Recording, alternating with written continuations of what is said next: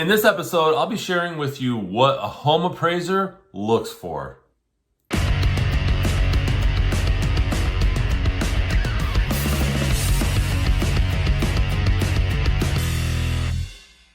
Welcome everyone to this episode of the AskJasonGelios show. I'm Jason Gelios, Michigan Realtor, and I'm excited to share with you something that I get asked often, and that's, hey, what does a home appraiser look for, right? I know that they come out and they try to determine the value of the home. Many times they get, for example, if it's a home purchase, the home appraiser will actually take a peek at what the purchase agreement states and what the seller is hoping the home is worth. So, for example, if a buyer is looking at purchasing a home for $320,000, the appraiser will know that they're trying to get $320,000, or that's what the buyer offered, and so they'll try to justify that amount. Okay. Now, first off, what is a home appraisal? So home appraisal is simply an estimate of the home's value. And by the way, it's a snapshot in time. You could have an appraiser out on Friday and have another one out, or the same appraiser, but you can have another appraiser out the following week. It'll probably be a little bit different because real estate changes daily, okay? So appraisers, they're typically licensed. I don't know if some states they're not, but in my state of Michigan, they are. So prior to buying a home, the lender will, if there's a lender involved, or if it's not a cash deal, they will require a home appraisal to ensure that the home is worth the amount the seller is asking. Okay. Now, what I'm going to share with you 11 things 11 things that home appraisers look for, and I put together this awesome thing here. So let's go ahead and dive right in this. So first off, they look at the general condition of the home, right? Is this home habitable? And believe it or not, I've seen appraisers flag a home non-livable.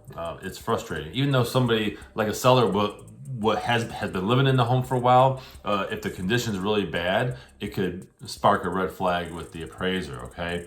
So any physical aspects of the property that impact its habitability. Did I say that right? Habitability, yes. Okay.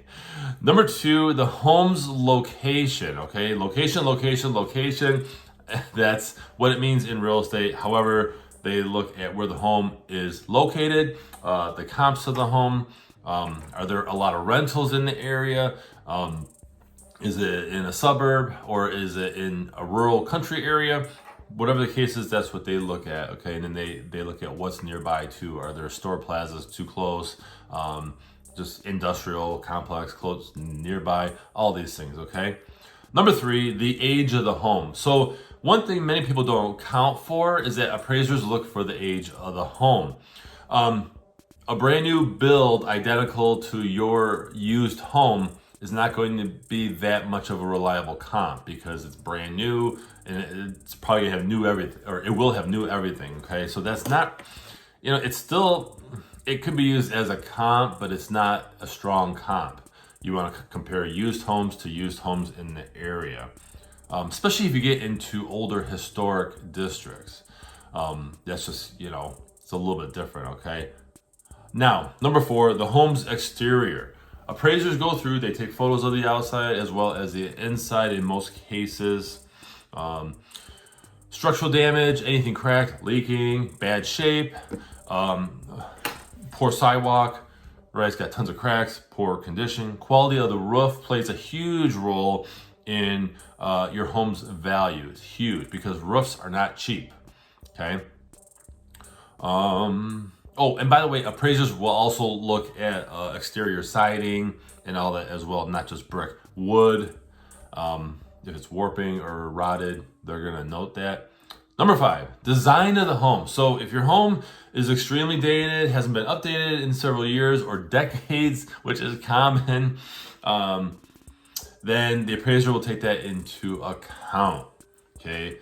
And they also look at whether or not your home will appeal to a lot of buyers, because that also increases your value if it's updated, okay? Number 6, signs of water damage, right? So water damage brings tons of issues. It can bring mold, it can be mildew, rotting, wood, all these things.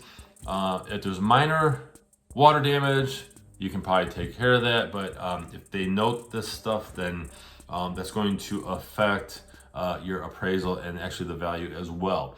Kind of ties into the condition of the home, which is one of the things that they look for as well that I mentioned earlier. Now, number 7, the size of the home. Size of the home is important. They consider other homes that are similar in size in your area, right? We look at comps, okay, as agents, and so do home appraisers. They look at what's going on in the area, what's sold, what's similar to your home, as far as bedrooms and how many baths you have, and a basement or not basement, 2-car garage, 3-car garage. They're looking at the size of the home. And by the way, the garage size does play a contributing factor. Okay, a 3 or 4-car garage home will appraise higher than a home with a 1-car garage or a 2-car garage or no garage at all. That's a big difference, actually. Number 8, home's interior. Appraiser typically spends the most amount of time inspecting the inside of your home. This is where they walk through often, and they look at things like how many bedrooms you have. They confirm that. They confirm how many bathrooms. Is it a half bath? Were you stating that it is 3 bathrooms and it's really 2.5 bathrooms, right, with a half bath, meaning it doesn't have a shower or bathtub? They verify all these things. They typically don't pay as much attention to cosmetic details, but they'll take note of things that are run down appliances, water heaters, furnace. They'll look at the stuff and they'll take note of that. Windows, right? They'll look and see how, if the inside of the windows are showing any form of rotting. Sometimes it starts on the inside because it just, water gets in and then it rots out. Leaking faucets, if they're there and they see your faucet leaking, that's not a good thing. And then any visible electrical issues, they see electrical issues that are like plain as day, they're going to note that. Number 9, home improvements. So this is something that they really look at. Kitchen and bathrooms. I said this multiple times. Okay, kitchen and bathrooms are number 1. Okay, that's the number 1 place you should renovate in a home and update. Kitchen is number 1, and then the bathrooms are a very close second. Okay, so they're going to look at whether or not these rooms have been renovated. All rooms, by the way, but mostly the kitchen and bathrooms. Energy efficient appliances help. That actually helps with your home's value, especially if you're including them in a sale. That's important. They'll note fireplaces, porches, patios, fence around the house. Believe it or not, a fence makes a home more valuable, and it actually helps get you more buyers as well, because the majority of people have pets, right? Okay. Oh, and then one last thing on this tip is they will look at whether or not you have central air conditioning, which goes through the whole house through ductwork, or if you have individual air conditioning units like a window AC unit or just a room air conditioner in multiple rooms. Like in a lot of farmhouses that I've shown in the country, they put one in like a sunroom that gets hot. Number 10, signs of infestation. Now, here's the thing about this, okay? Home appraisers don't actually do pest inspections. They don't go out purposely looking for termite damage or rodents and, mice droppings. However, if they see it, they'll note it, okay? They'll look at whether or not it plays a role in what you're trying to do. If you see major damage from termites, they're going to note that, okay? And many times government loans like FHA or VA loans, and I believe USDA loans too, they require a full pest inspection.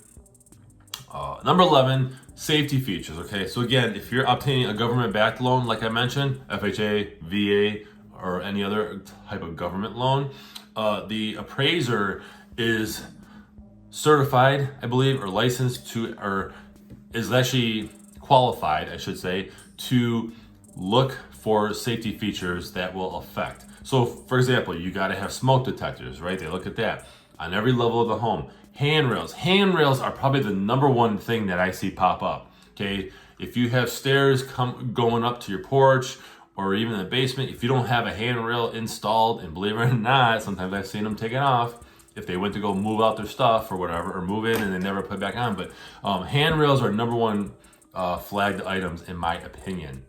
And so the seller typically has to add on a makeshift handrail. If they don't want to do a really nice one, they can do a makeshift one with like 2x4s, and it will pass, believe it or not. Knock on wood. Hopefully it does if you're going through that process, but usually it does. So they'll look for that. They'll look for other safety details, okay? Can't have exposed wiring. I had one where my buyer was purchasing a house and we were looking at it and they knew they wanted to make an offer. And I said, okay, because you're going with an FHA loan, which is government backed, and it's mostly for first time buyers. They didn't have a panel on the front of the electrical panel. So all the circuit breakers or fuses, all that was exposed. And so I knew that was going to be a red flag. And so I advised the other agent who represents the seller that, hey, they need to put that on before we actually have before we go forward. And of course we got the home and all that stuff, but stuff like that, they're going to be flagging.